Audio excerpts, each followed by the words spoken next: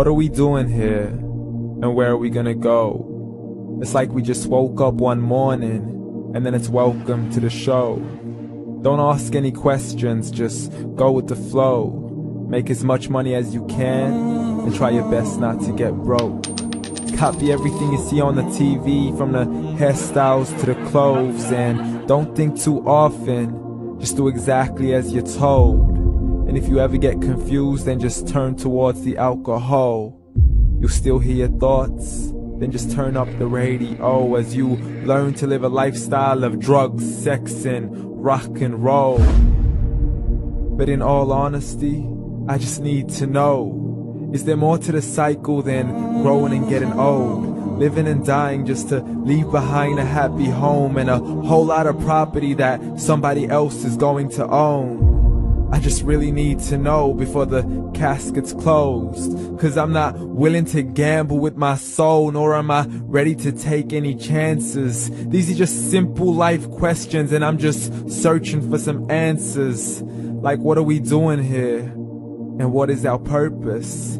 How did we get here, and who made us so perfect? And what happens once we go, or is this world all really worth it? Questions we don't answer because apparently we don't really have to. There's no purpose to this life and our existence is merely natural. Then in that case, please let me ask you, did you create yourself, or was it somebody else who had fashioned you? 'Cause you're a being that's impeccable, faultless and unparalleled. You're a product of supreme intelligence and I'm merely being rational. For there isn't a camera on this earth that can come close to the human eye, nor a computer that can compete alongside the human mind. And if the whole world was to come together, we wouldn't be able to create a single fly. So many signs, yet we still deny. As science tries to justify that all this could come from none, when it's a simple sum. 0 plus 0 plus 0 cannot possibly ever give you 1. So from where did all this order come?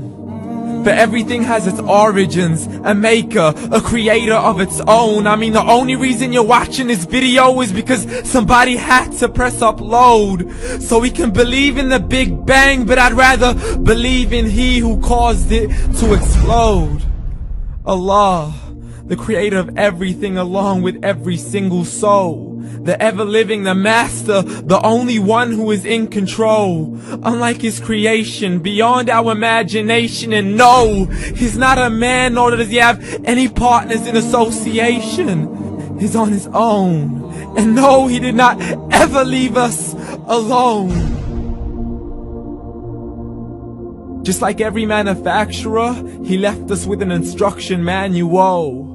The Quran and Islam, and I'm sorry to jump to conclusions, but it's the only one possible.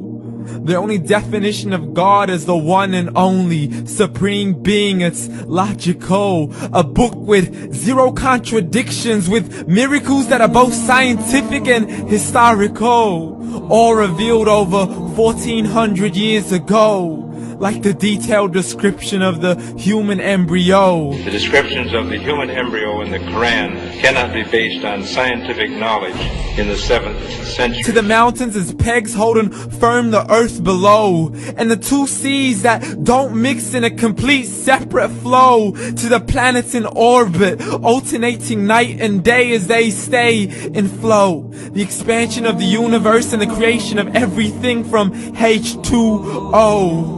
To the stories of the past and the preservation of Pharaoh. To identifying the lowest point in the land where Persia defeated Rome. The gushing fluid that created man in the glands between the ribs and the backbone. And not a word has changed, it's still the same. So please explain how all this was known over 1400 years ago.